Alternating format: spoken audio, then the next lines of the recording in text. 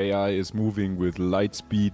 Video production gets incredibly affordable, and the results we have seen over the last weeks are outstanding. Hi Julius, good morning, how's it going?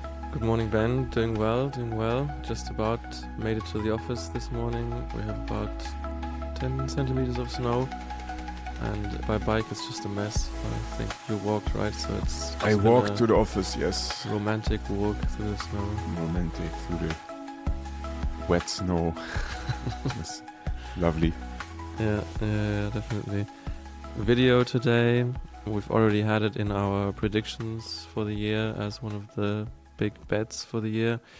A lot is changing every day. AI video, UGC video, classical big budget productions. Where do you see this going, this big battle between the three? Maybe let's start with AI. What's your current perspective on AI videos and the value they bring or the authenticity they now have? I am absolutely bullish. I mean, everyone in the team already knows that I'm crazy about AI-generated content. Yeah. It's probably the biggest opportunity to create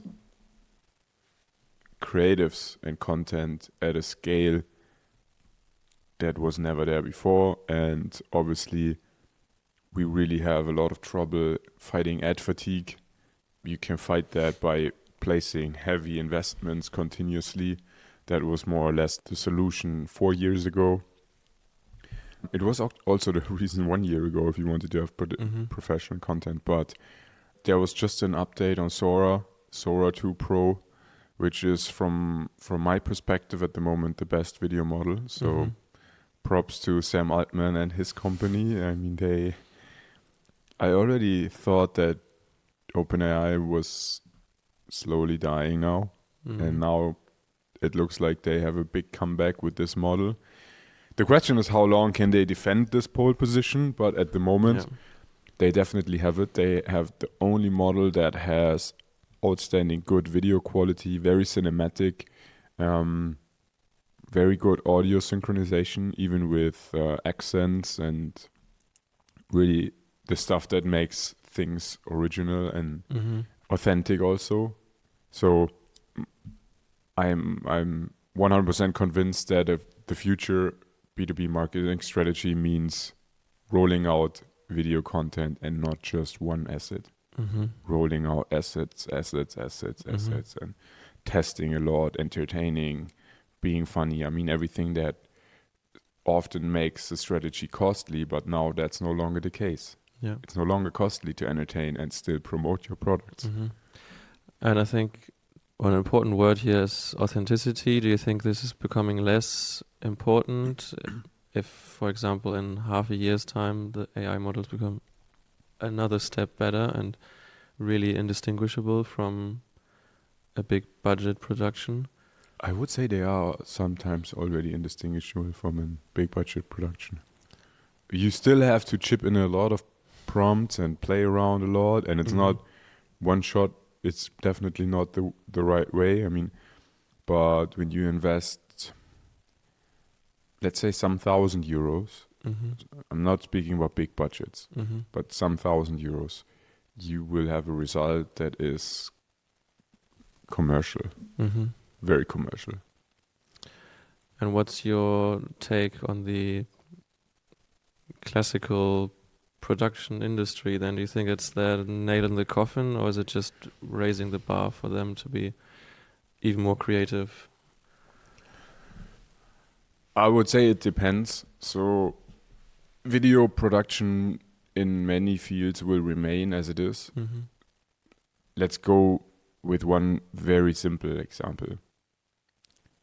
Tonight there is a soccer game, Bayern versus Dortmund. I don't think I will watch it AI generated. So there is a part of this industry that is just it doesn't make sense to generate AI because people, they want to have originals. That's probably also the same for a lot of other stuff. It can be live videos, it can be whatever it is, but people want to see the real world, what happened. Yeah. When it comes to cinematic movies, so blockbusters, Tricky. I think that there will still be productions because having a long story generated by AI is currently still tricky. Mm-hmm. Over the time when you have a 1 minute video, you already see that things are like morphing a little bit. The video looks a little, the face of the actor looks a little bit different in an AI generated video after 30 seconds. It then also looks a little bit different after maybe 2 minutes. Mm-hmm. There are these tiny challenges. Mm-hmm. But I think cinematic productions will get far more affordable in the production. Mm-hmm. So it's probably possible to have a cinematic production at 1% of the cost, which means it's really, for creators, I think it's a great opportunity. So every threat comes with an opportunity. And if you think of, let's take, we have so many local production firms, and I really like some of these television shows that are from France, for example, because they have great tiny production companies. They just have 1 or 2 movies a year. Yeah. And I think for these companies, it's an outstanding opportunity because they can produce things without having the whole Hollywood industry behind them, without having billions in the back. Mm-hmm. Obviously, if you produce blockbusters in Hollywood and you have billions to produce things, then you probably have to restructure the whole process a little bit because you will no longer need 400 people at the set. You will no longer need probably 20 cameras running, and maybe you don't even need the whole setup. You can just film it in a green box and everything is, I mean, that's already done for most of the. Yeah. But yeah, what were your takes? I mean, you have seen the videos that have, I call it AI lab at the moment internally. So you've seen the videos from the AI lab. Yeah, our internal prototypes, they're really, really good. Especially the cinematography, I think, has evolved a lot in the last year. It looks much more tailored. The lighting, the camera effects, the depth, it's much, much better. I think the voice is still kind of struggling. In some spaces it's like too fast, too slow, not 100% matching the lips, but that's like the real tricky parts now, I think, where the model providers are also struggling to teach the models correctly.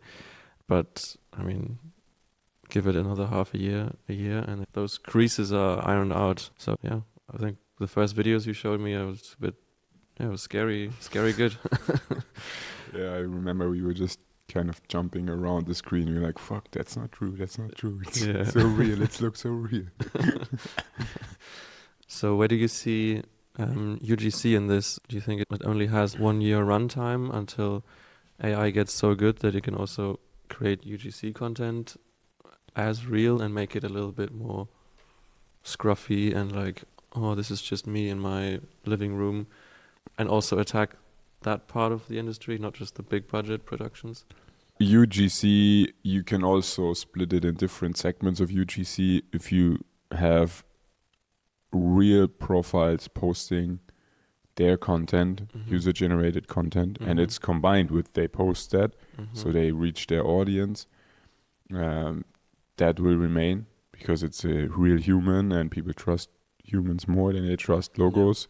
So I think this part of UGC will remain. When you think of the content production firms, in this case, let's take just one of these platforms to generate UGC. I think they become more or less a matching platform. Yeah. So currently you can offer like 20 content pieces and then they get shipped. So someone records himself and you approve it, and then you have content and you can post it for your. I don't think that this business model will remain, because obviously if you can create incredible cinematic videos, you will also be able to create very good UGC content. And if the person is just not known and has no profile and is not authentic, then it's really just about, can someone produce this? Yeah. And I think this will not remain. Yeah. But this was also a very short period of time when this business model was really interesting. UGC content had probably a good momentum starting maybe 7 years ago. And I think it will remain, but it's probably this business model to sell UGC content so that someone sits at home, films himself, and then sells that for 50 euros, 100, 200 euros. I don't think this will remain. Yeah. And the value creation is, being honest, it's not really high. Yeah, no, I agree. I think it's more in the organic UGC area where then these trends get super popular on TikTok, and well, it's less relevant to our client business, but there I still see a huge potential, and brands playing like quite a smart strategy there, but it's more e-commerce and Yeah. I mean, UGC in general is, I think, is absolutely very, very valuable for most of the campaign setup. So I'm not speaking about the format itself. I'm only speaking about the content, the way the content is created. So I'm very bullish for UGC content, just to clarify that. But I wouldn't bet on making a living in 5 years by recording yourself in the kitchen saying that this marmalade is the best one you can get in the world. Yeah. I'm not sure if this business model will remain. If we go back to AI videos, do you think users care? Will they ask for some label, or maybe get fatigued by video in the end? Maybe can there be no winner in this fight? That people just get fatigued by the overflow in video in a year's time? Well, the reason why you have ad fatigue is because you see the same stuff again and again. And obviously, if production of content goes to zero, then there's no reason why you should see the same stuff again and again. Like, I mean, what's the name of these chips? G1000 or what? Yeah. They will probably burn the whole day, but the result will be that you will not see the same advertisements again and again. So when you think of a production in a commercial production, let's take a large national supermarket. How did actually a campaign of them look like 5 years ago? How does it look even today? Supermarket chain, still big budget, a celebrity kind of playing around with their products. Like that's true, yeah. The role model was actually always the same. You have 1 or 2 productions that are really the signature commercials, like the hero productions. For the year, you mean? For the year. Yeah. So you get, as you said, maybe a good testimonial, and then it has to be funny so people are entertained. But you are limited in the production because the production costs 400, 500,000. Yeah. So you don't plan to produce 40 pieces. Yeah. The reason why you don't produce 40 pieces is because it costs so much money. That's gone. Yeah. So this playbook is absolutely it's already now it's outdated. Today it's outdated. Yeah. Still 99% of the brands, they play that playbook, but it's no longer valid. You can roll out 20 commercials, 40 commercials. You can entertain constantly, and you can actually become part of the reason why someone enters social media. He wants to get entertained, and you don't have to bore this person. You can entertain him and promote your products. Obviously, it's tricky, but that's the future.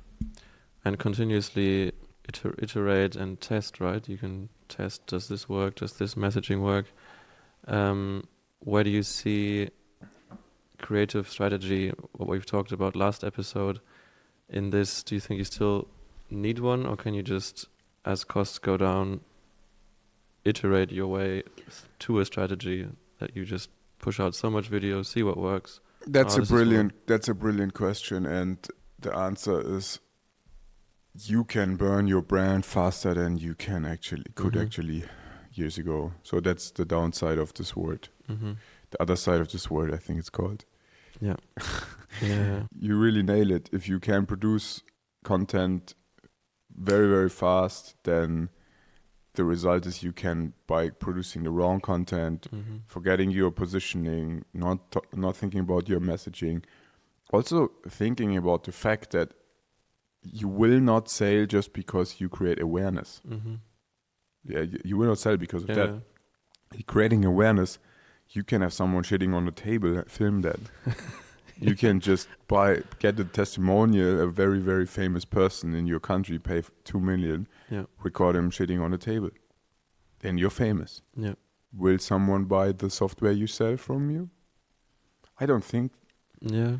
So this really differentiating between awareness and trust, and building trust is unlikely coming from quick shots.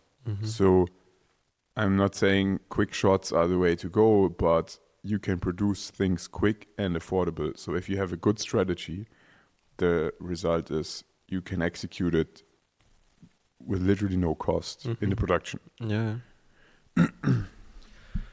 Yeah, I think that was the summary of last week's episode as well. Don't scream like a fish market guy. So yeah, 100%. So listen to that one if you've missed that. But also think about how much entertainment you really want to deliver. Yeah. Because entertaining is a great way to promote your products, but you don't want to build your positioning as an entertainer. Like it's not the goal that people see your brand and say, "Oh, nice, you guys are entertainers." Yeah. You still want to sell. So you can be funny from time to time, but you shouldn't be the class clown. Yeah, makes sense. Nice. I think that was a good episode. Thanks for those insights, Ben. Thank you, Julius. See you next week. Bye-bye.